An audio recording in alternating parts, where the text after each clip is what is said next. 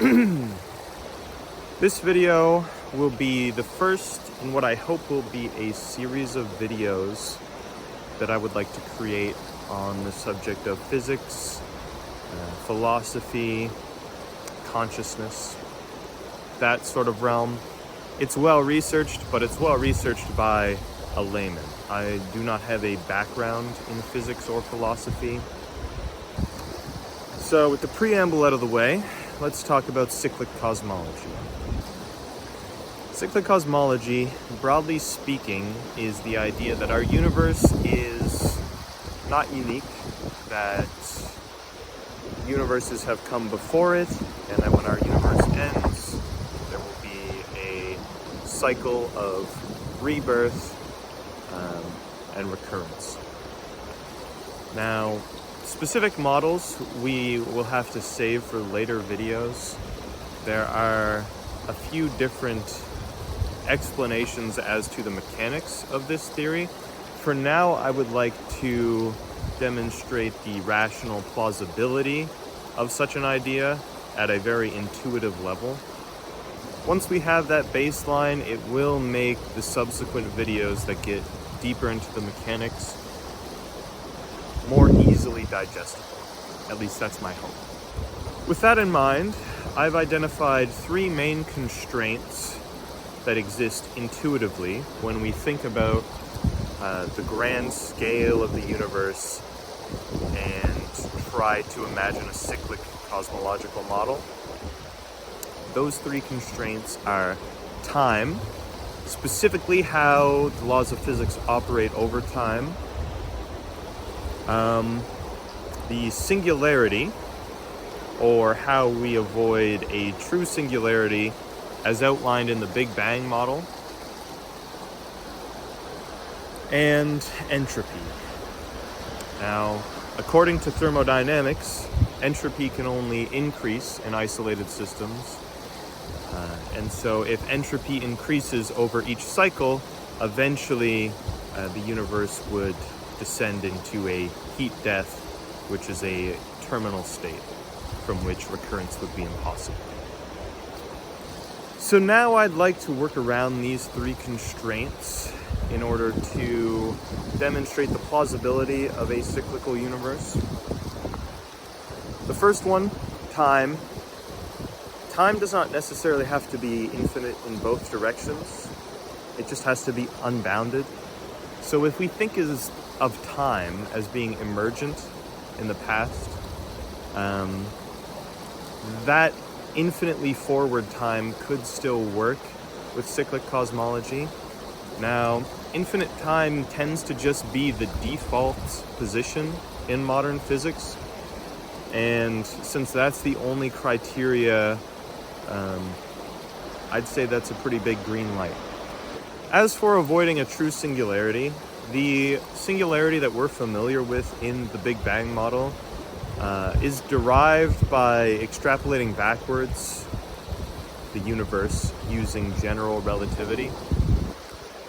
And it is merely a prediction of an incomplete model of classical physics. So the models themselves are perfectly capable of working through this true singularity, as it's really more of a prediction. We don't have any concrete evidence that a true singularity is possible, and therefore its non-existence is entirely plausible. And now we go on to entropy. Entropy tends to be the greatest hurdle when discussing cyclic cosmology. As I said, within thermodynamics, entropy can only increase within isolated systems. So if you math out an entropy increase over a cyclical universe, eventually you run into the problem of maximum entropy, or heat death, from which recurrence would be impossible. So because of the complexity of the entropy problem, each model handles it a little bit differently. There's an idea that gravitationally relevant entropy can be diluted into massless radiation, or entropy might be entirely reset between cycles.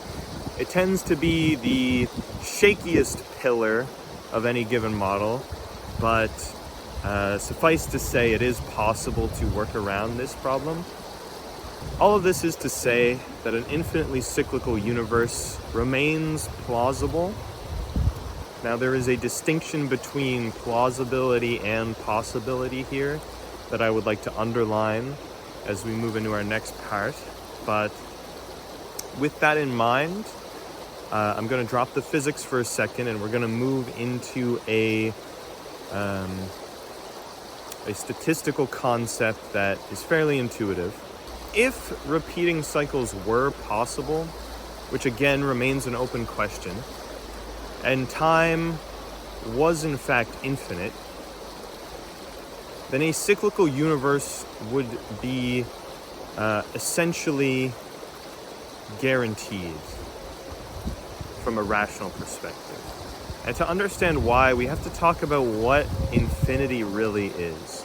You see, most people think of infinity as this incomprehensibly large number, but it really isn't. Infinity is conceptual. It is an infinite amount of something.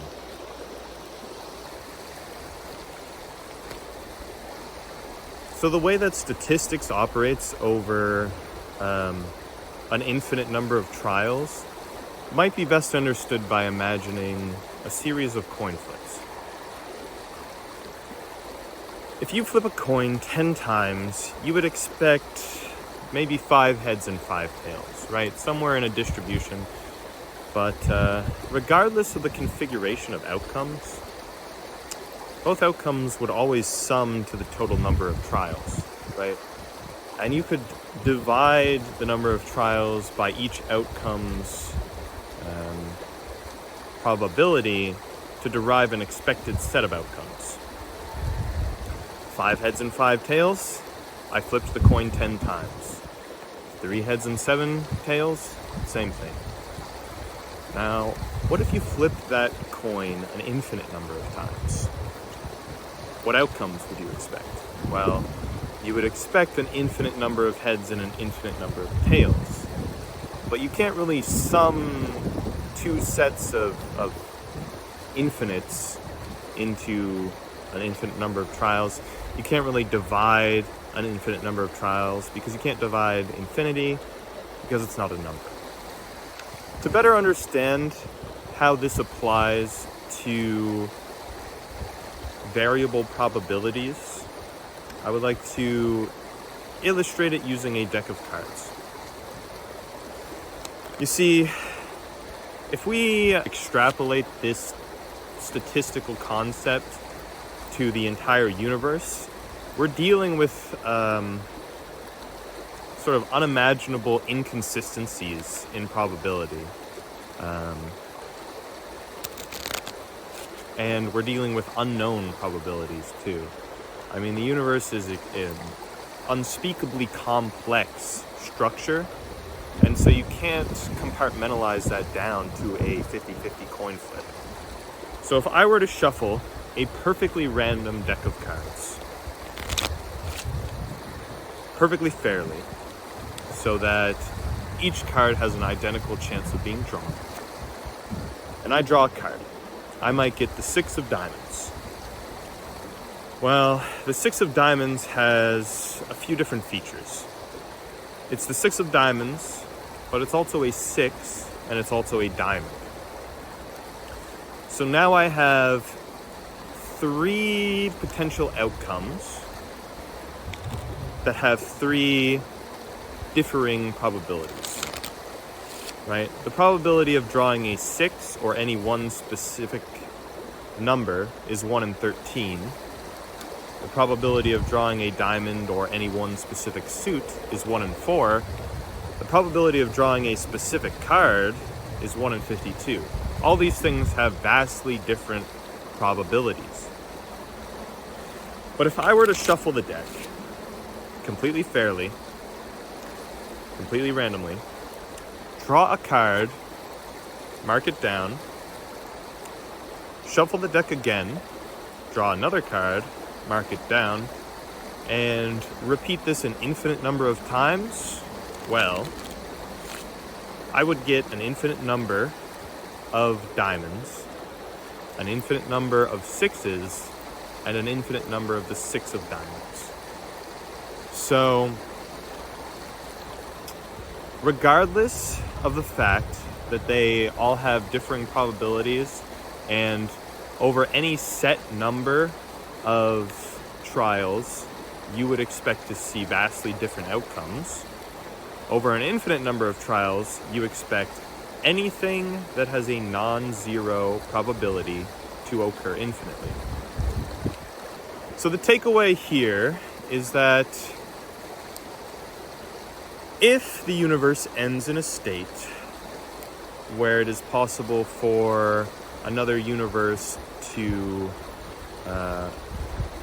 be given rise to, and if there is a non-zero probability that the universe can arise in such a situation, then the universe, the creation of the universe, will be realized infinitely many times. So if we're going to move forward with the idea that cyclic cosmology is plausible, from a rational perspective, there is a dichotomy we have to consider. That dichotomy is whether this, the universe that we are in right now, and this configuration is the only possible configuration, or whether there are an incalculable number of possible configurations. And this question hinges on something called initial conditions. So let's think back to the coin flip for a moment. A perfectly fair coin flip is going to net you a 1 in 2 chance of heads and a 1 in 2 chance of tails, right? 50-50. But if you could control the initial conditions of the coin flip, if you could account for every single variable, right? Force, trajectory, the surface of the coin, and the surface it lands on, you could reliably predict the outcome of the coin flip before the coin lands. Knowing this, that it is possible to predict the outcome of events, to calculate them, knowing the initial conditions, we have to consider from what initial conditions did the universe arise. Either our specific configuration, our universe, is the only allowed universe and is recurring infinitely, or it is a set of a much, much larger number of possible universes. And well, logically, these two outcomes make the probability of our universe existing drastically change. And even over infinite time, intuitively you might think it to take longer for our configuration to re-exist, to recur. It actually makes no difference to us as observers, because we can't experience time when we do not exist. So that's everything I have to say about cyclical cosmology thus far. Like I said, this video is part of a larger series, and we will do more videos covering this topic. But now that we are grounded in a sort of rational understanding of how cyclic cosmology could exist, we're in a much better spot to interpret the specific models themselves and get into some of the different theories. So, if you've made it this far, I want to say thanks for watching. Over the course of the last month, I spent researching this video. I learned a lot. I found a lot of comfort in some of the sort of philosophical implications of this. I also found a lot of sort of existential dread. Whatever you found here, I hope you enjoyed the video, and I will see you in the next one.